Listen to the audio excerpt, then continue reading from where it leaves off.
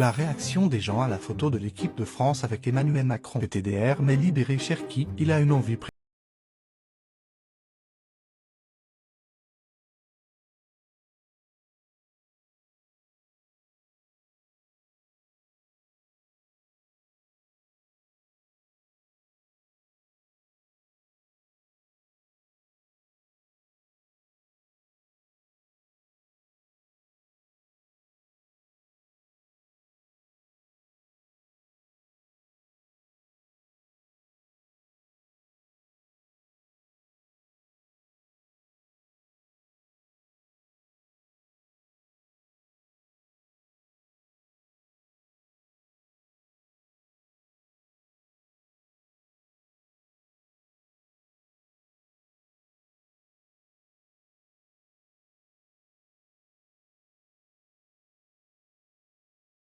Il y a quelques jours, le président de la République et sa femme, et aussi la ministre des Sports, sont passés à Clairefontaine pour saluer les joueurs d'équipe de France. Parce que voilà, ils vont partir à la Coupe du Monde, on va devoir performer. Du coup, il est venu passer un petit bonjour. Et ils ont tiré notamment une superbe photo. On voit tout le monde, tous les joueurs, le président, sa femme, la ministre des Sports. Mais il y a d'autres trucs qui m'ont interpellé dans cette photo déjà. Dans un premier temps, pourquoi Mbappé, il est devant le président dans la photo? Hein? Moi, le président, il doit être au milieu, je sais pas, les joueurs, ils sont autour. Tous les joueurs sont autour, sauf Mbappé, il est devant le président. Oh. Je sais qu'il y a beaucoup de joueurs qui disent oui, c'est un dictateur, on rigole, on rigole, on rigole. Peut-être que c'est lui qui dirige le pays dans l'ombre, en fait, on n'est peut-être pas au courant. C'est peut-être lui derrière la gestion de la crise du Covid en 2020. Peut-être nous, on pensait que c'était Macron. Non, c'est peut-être pas Macron, peut-être que c'était Mbappé. On sait pas, on n'est pas sûr. Je suis plus sûr. En fait, il fait rien pour qu'on lève les soupçons autour de ça. Il fait rien. Et dans un deuxième temps, Ryan Cherki. Dans une position assez étrange, t'as l'impression même qu'il retient une diarrhée mystique. Ouais, le type de diarrhée vraiment que tu dois retenir. Et tu t'empresses de rentrer chez toi, tu tiens le ventre comme ça. Tellement c'est mystique, tu tiens le ventre comme ça. Et sinon, blague à part, on voit qu'il essaye de se baisser, histoire qu'on puisse voir sur la photo la ministre des Sports, parce que s'il se lève, on la voit pas. Et c'est vrai qu'il fallait peut-être la placer devant du coup.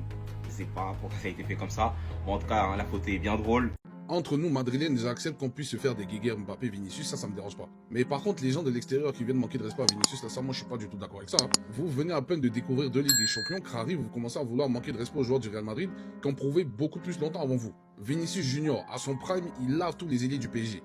Parce que j'ai vu un vieux père, j'ai beaucoup de respect pour lui, je le connais pas, mais qui nous dit, lors d'un stream, que Vinicius à son prime, jamais joue au PSG. Genre en mode Désiré Doué là, lui il joue à la place d'un Vinicius qui est à son prime en mode. Même Kvaratskhelia il y a match, je suis désolé, c'est pas comme si Kvarat était exceptionnel non plus. On parle d'un joueur qui a joué 2 finales de Ligue des Champions, il a marqué 2 fois.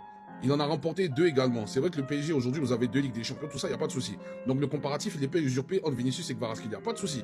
Mais par contre, hein, quand tu vois les prestations des 2 joueurs dans les 2 finales dans lesquelles ils ont joué, je suis désolé, il n'y a même pas photo, Vinicius il est largement devant.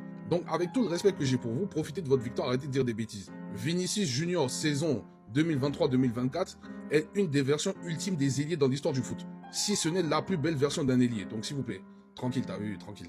En respect pour vous, respect pour ce que vous faites, mais arrêtez de dire des bêtises. Merci.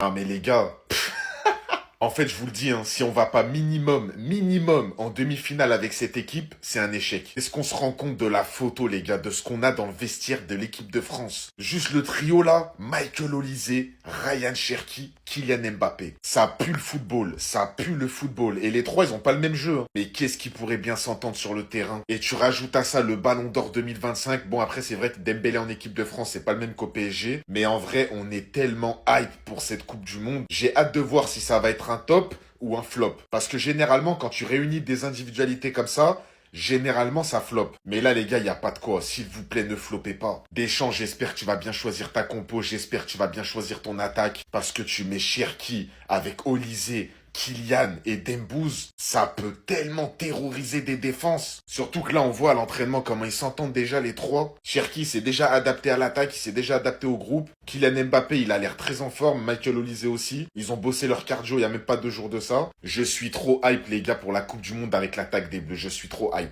L'équipe de France est bien arrivée pour son premier match demain soir. Hormis le fait qu'ils vont affronter les avant-derniers champions d'Afrique, on veut forcément voir quelque chose. Voilà maintenant plusieurs jours qu'on suit particulièrement cette équipe à l'entraînement. Et certains joueurs sont vraiment ressortis du lot. Si Deschamps a vu comme nous, il est évident que pour le bien de son équipe, avant de passer à la composition probable, alors je pense qu'il sait que N'Golo Kanté est toujours indispensable à cette équipe. Ayant récemment récupéré 2 ballons encore une fois, par une folle activité en 10 secondes, il est clair et net qu'il doit jouer.